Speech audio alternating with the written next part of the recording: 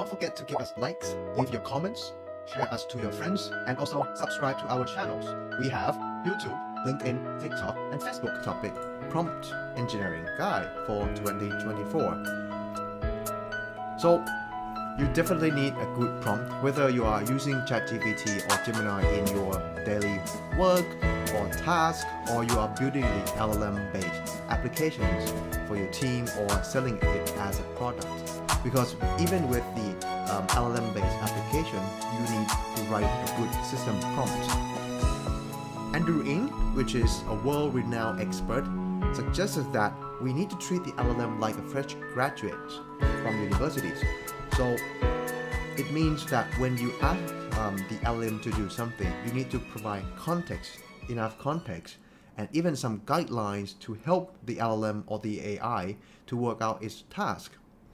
And during his collaboration or partnership with many companies, Andrew has found that a lot of effective prompts are usually very, very long. It's not just going to be finished within 2 or 3 sentences. Usually it's very long. And a report from Google actually mentioned that on average, a good prompt counts about 20 words. So this is just to express the importance of writing effective prompts, including specificities and guidelines for your task. All right, we will start off with the right mindset of writing prompts.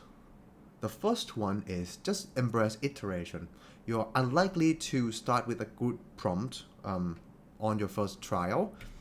Usually I will start off with a quick and dirty prompt, maybe just 1 or 2 sentences, and then I will keep refining my prompt so that I can get the output that I want, and I would like the output to be deterministic, meaning if I change some input for the prompt, I can still get the same output. I still get the output with the same format. So embrace iteration.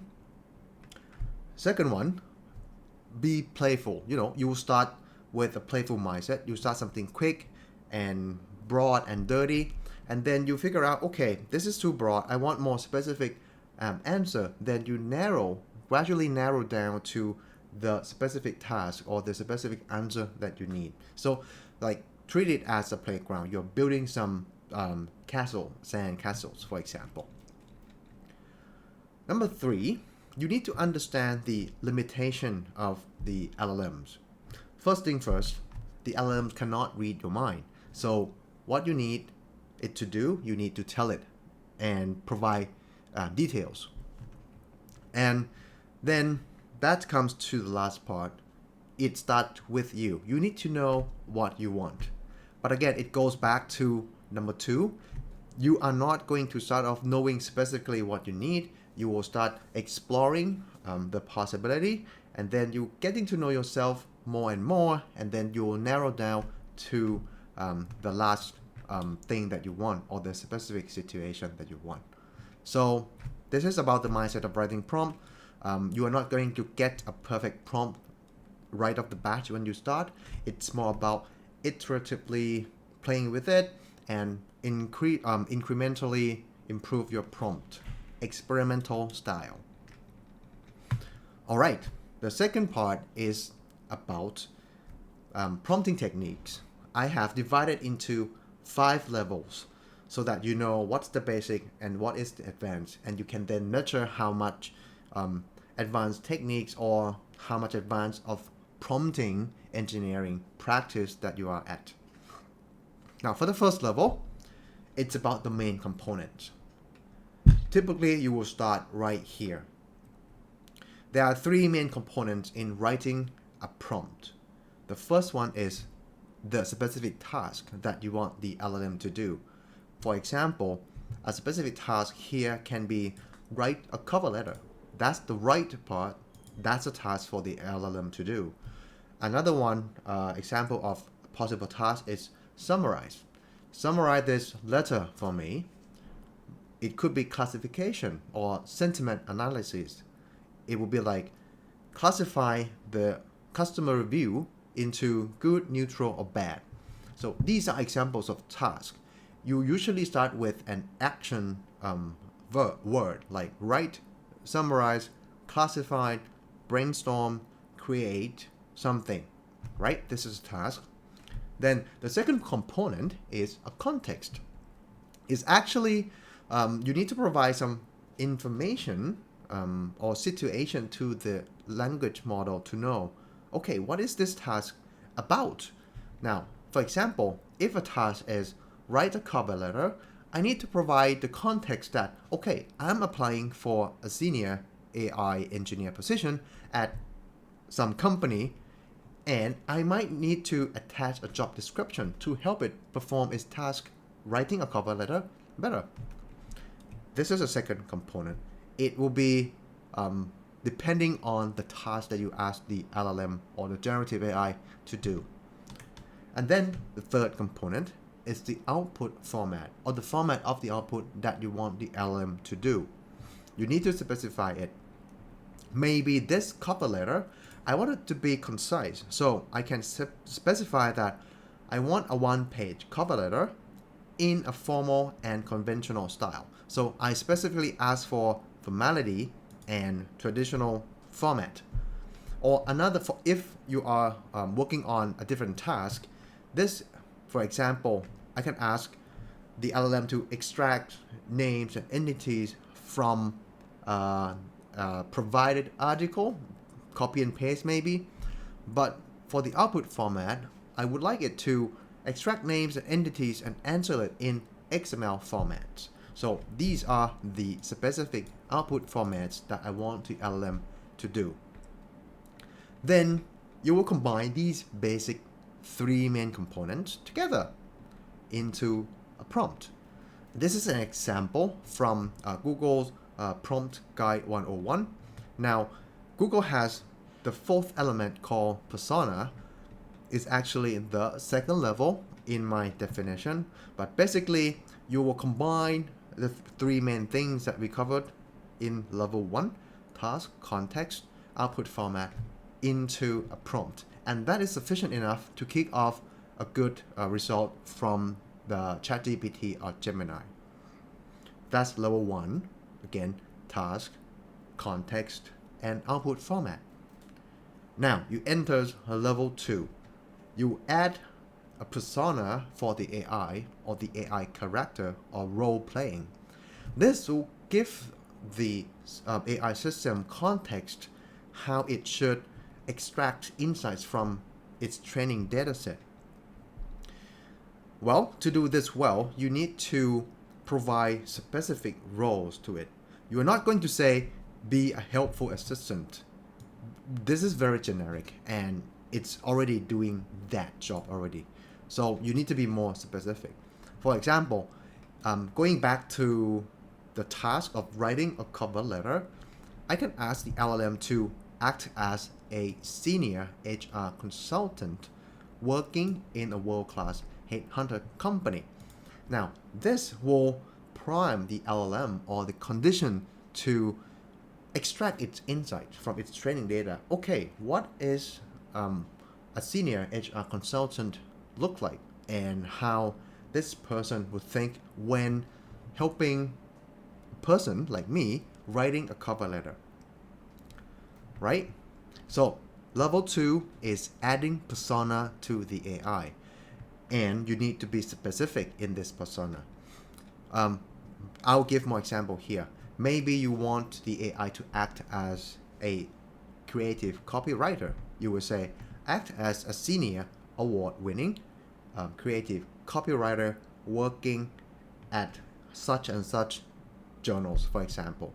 Or you can ask, act as a senior software developers working in the front end and back end web development, and then you tell the AI the task, the context, and the prompt. All right, this is level 2. You can write down where you are at. Are you level 2 or are you level 1 still? Now, level 3, it's actually about the structure of the prompt itself. And this, when you clear it up, you'll make some structure to the prompt. It actually helps the LLM understand better. So think about it this way. If a prompt is a house, maybe a house is too big. If a prompt is a condo room, right? You want your condo room to be neatly organized, and then you will live comfortably, right? But if everything is messed up, like your sofa is in the kitchen area and somehow a pot of pan is in the bedroom, well, you maybe the LLM can understand that, but it will likely get confused. So formatting your prompt is also helping improving your prompt quality. The first thing to do is organize it into sections. Now you have 4 sections or 4 components in level 1 and level 2. You have persona, you have task, you have context, and you have output format. Now group them into sections, and then you need to there is a way to order them. Which one should come first? Should I put the format, output format first? Most likely not. You will usually start with the persona, and then you will follow with task, context, and format. So these things should be run in sequence, right? You can also, if your prompt is more complex than the 4 components, for example, if you include example, and we will see that in the next level, if you include example, or if your prompt becomes very complex, now in order to structure it well, or at least give a signal to the LLM that, okay, this is this section is about role, you need to use tags. You can use HTML or Markdown style tags to help you with that. And okay, this is an example that combine these 2 tips or techniques together. Here, act as a senior HR consultant. This part is an AI character part. Usually it comes first. Then this is a situation. I am applying for a role at OpenAI. This is a context or situation part. Now the task is write a cover letter for a senior AI engineer position. This is a task part. Now I will need to provide more context to this task, and this is a job description. To signal the start and end of the job description, I use HTML tag to help me. So I say the job description is the following. Open the tag, HTML open tag, and then I include the text in there, and I close it with the same tag. And then this is the output format. Your output cover letter will be a 1-page cover letter in a formal conventional style. As you can see here, I combine these 2 steps together. First thing first, organize the sections of the prompt into the best practice way. Role, context, task, more context, and required output format. And you can use, again, you can use tags, HTML, XML or HTML or even Markdown tags to help you structure better. This is another example from Anthropic's guide, and you can see here that, okay, this is the start of the prompt. This is start with the task right away. Please extract the key details from the following emails and return them in HTML tags. These tags are specified to be, this is the output format. Sender should be, when you extract the sender name, you need to use this HTML tag. Main topic should be sandwiched between these HTML tags, and deadlines or date should be between these HTML tags. So these are output format HTML tags. But then this is a section where you provide context. In this particular task is the email that the LLM should be analyzed. Now the content of the email is enclosed within the email HTML tags, XML tags. Sorry.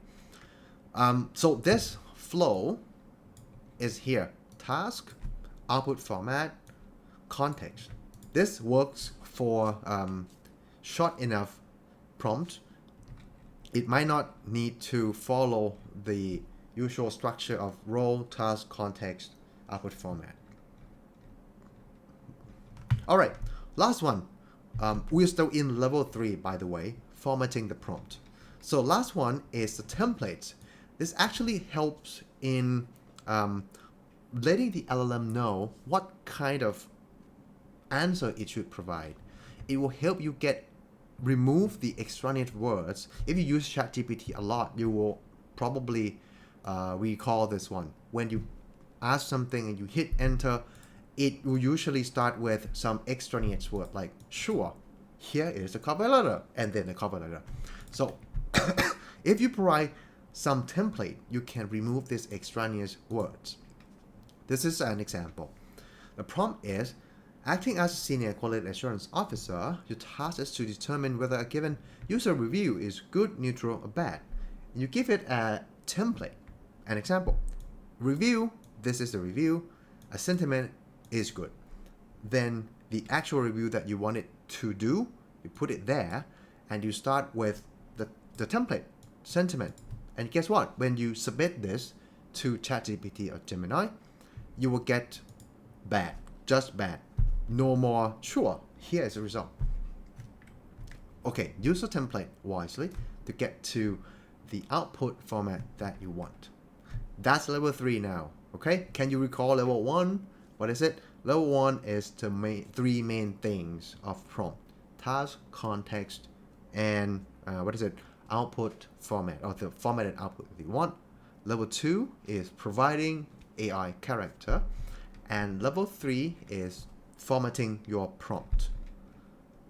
Level 4, providing examples, and this is actually very, very powerful.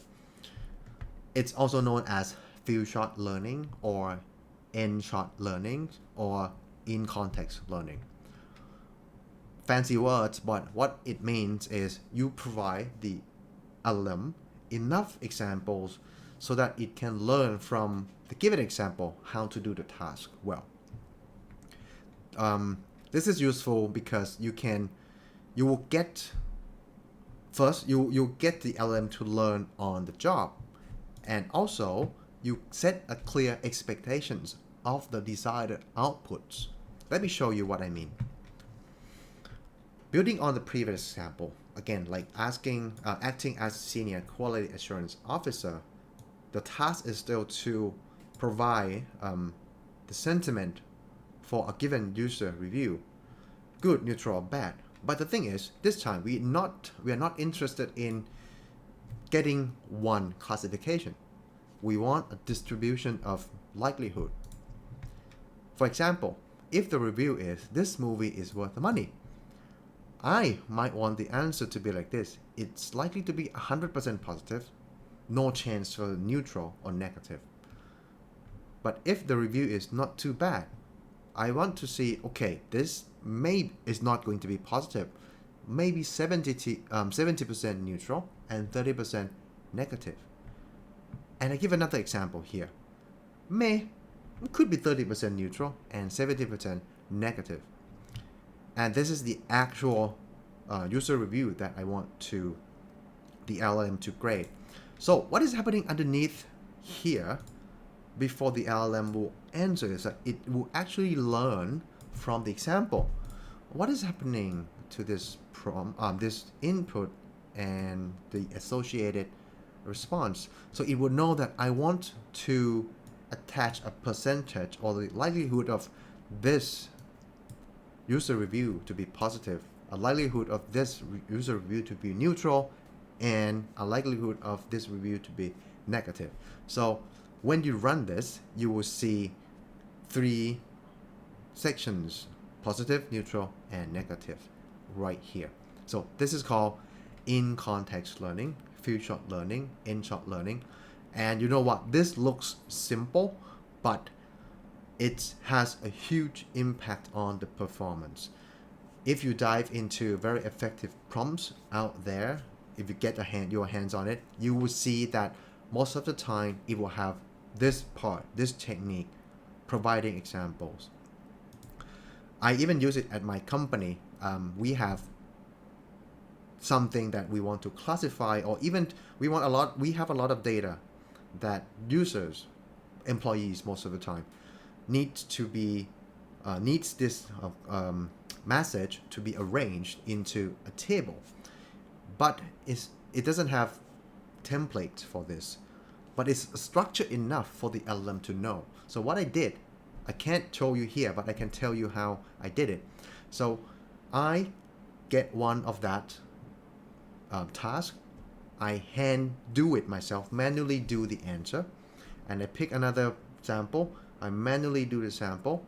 I did it for 10 samples, 10 examples, and it provided into Gemini 1.5 Pro. And that's it, guys. With 10 examples, my prompt can handle 99% of the samples of the issues that we have in the company. Basically, I solved it with the LLM. All right. Technique level 5. Well, this is technique level 5. It's the chain of thought prompting.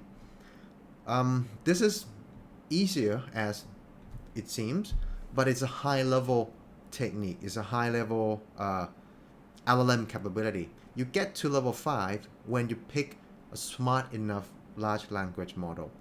You might not be able to trigger chain of thought if you use Llama 3 8 billion parameter, but you can use chain of thought for a GPT-4o. So chain of thought prompting, it's a technique that triggers the LLM to think logically and think in sequence. But again, this level 5 technique is basically providing guides to the LLM yourself, or you ask the LLM to break the task down into steps and execute them. Right. So there is a magic word to trigger this thing. It's just, let's do this step by step. Something like this along this line. And then you will trigger the chain of thought from the large language model if it's big enough. Or big enough, you can think of it as GPT-4, Claude, Opus, or Gemini 1.5 Pro. Those big LLM usually have chain of thought capability. Now, there are a few variants for this technique. A zero-shot chain of thought prompting means you don't provide example. You just ask it to do on its own. And this is an example of this kind of prompt technique. Solve the following math problem step by step. And that's it. You provide a keyword to trigger the chain of thought thing, think it step by step, and then you provide a problem to solve. So this works for simple enough tasks to do. But if it's getting too complicated, you can mix level 4 technique. Examples of few shot chain of thought. In this paper, well, a copy from a paper, the chain of thought, few shot chain of thought is like this. You have examples, you provide example here, a question, and then you provide step-by-step answer, and then you ask the actual task that you want the LLM to solve, and this will trigger the chain of thought capability. Well, if I want to explain the chain of thought in another way is you actually let the LLM think, give it time to think. Time for the LLM is the number of tokens it's typing out. If you don't allow it to think, it's likely to get the answer wrong. For example, it's a situation on the left of this image where you force the LLM to just come up with the answer. On the other hand, for chain of thought, even zero-shot prompting, when you signify, let's think step by step, or you provide a template that here, this is the questions, this is the solution step by step, you trigger the LLM to start thinking logically, taking time to answer. So it will just keep thinking, like one token at a time. So it looks like it's using logic. And eventually with that time, in terms of token, you guide the LLM towards the right answer. That's simple enough, right? Now, this is level 5, guys. So for most of you guys, for most of the people I know, they're not even at level 4. They never used up to level 4, and they are stuck with mediocre prompt and results. Now, to be honest, if you can provide examples to the LLM via prompts, that should boost quite a lot of performance from your day-to-day prompting task.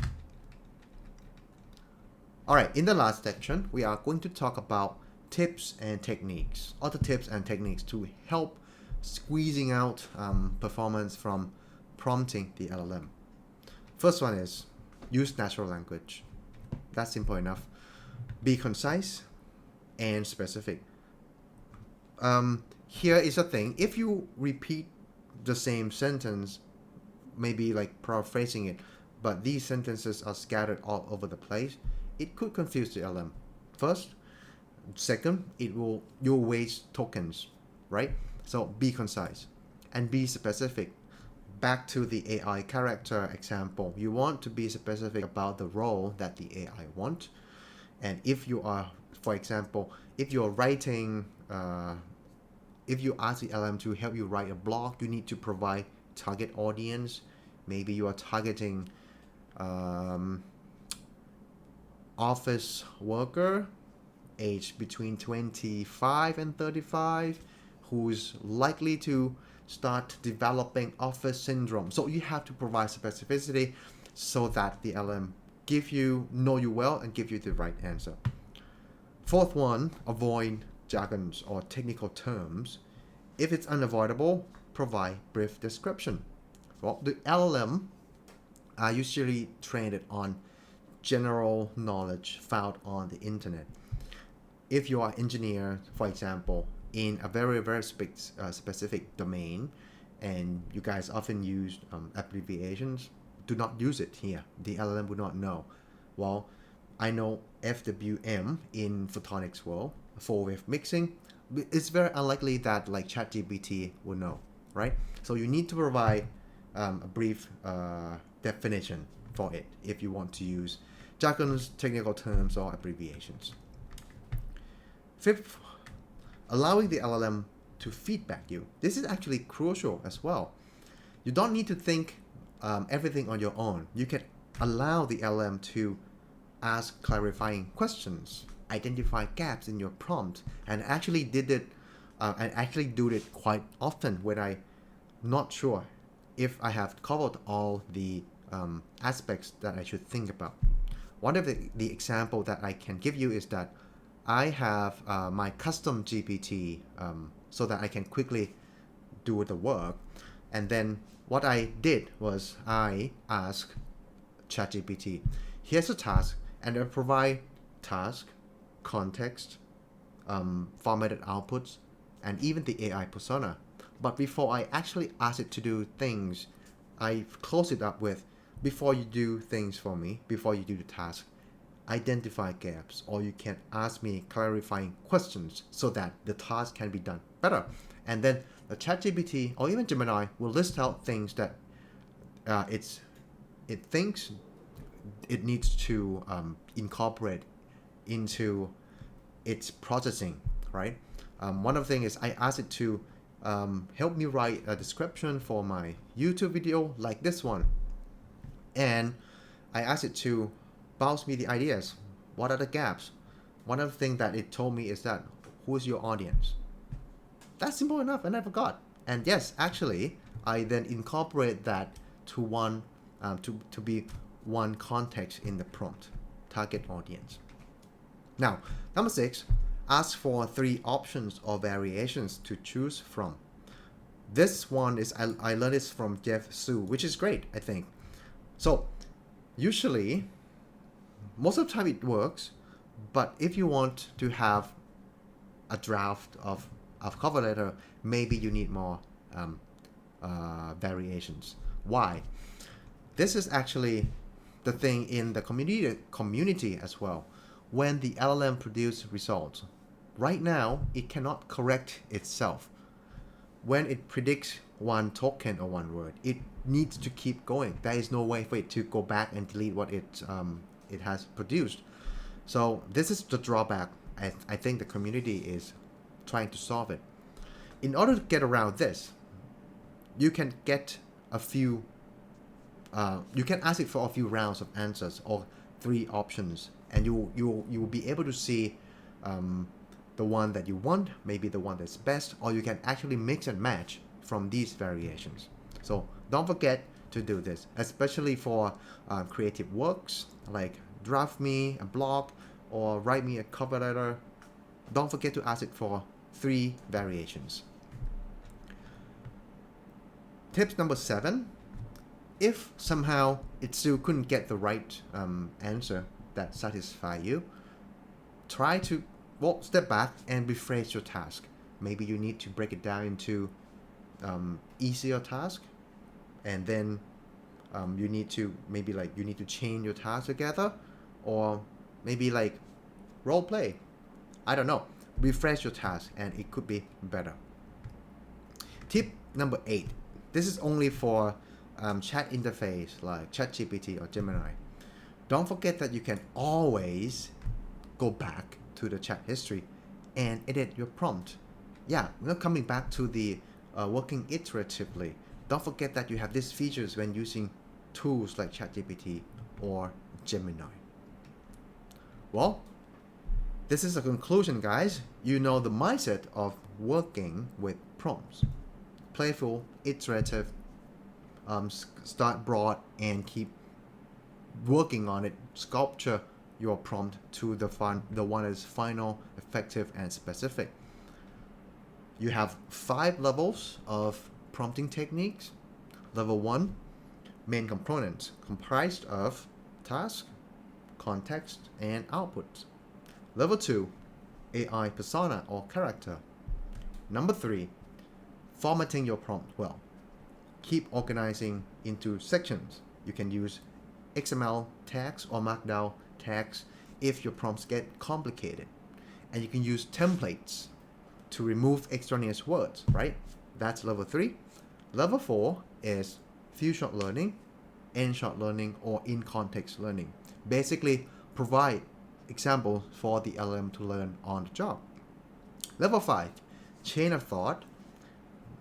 This one is easy, but you need a powerful LLM like Gemini 1.5 Pro, GPT-4, GPT-4 or Claude, Anthropic Claude Opus. The trick is just use the word, let's do this step by step, or you need to provide sub-steps yourself, and then you ask it to do step by steps.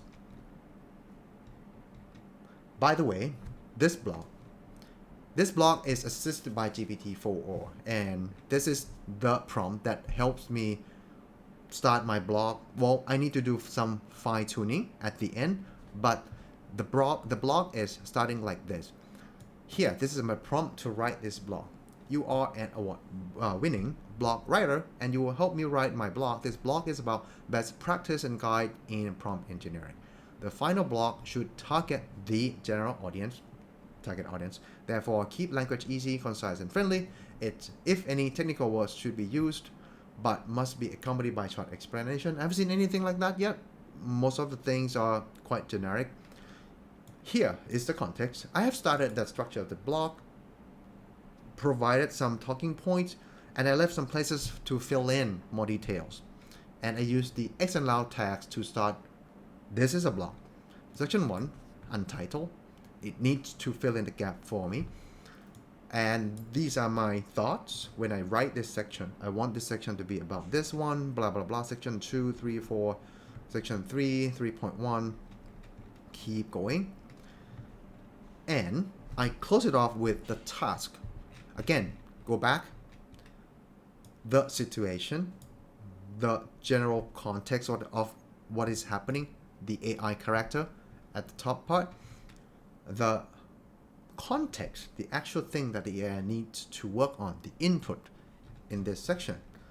And then I close it off with the actual instruction set I want it to do. Here's a list of subtasks you should do. Analyze the blog draft, criticize how to improve the presentation, that is, the flow of presenting the ideas. Then you may suggest new suggestions, rearrangement, etc. about the blog structure. Number 3, for each section, identify key points and actions, such as filling more information, providing example for each section. Number 4, suggest 3 alternative titles for each section. And number 5, start writing each section from bottom to top. You are going to work with me through these steps, one step at a time. And yeah, it is as it is. It will start off with this one. It asks me for feedback when I'm satisfied or it has enough answer. It will go to number 2, and we keep working until I get this, the first draft, and I just keep editing for a few minor editing. And here it is. It's up here, guys. Took me about 1 hour to finish this whole thing.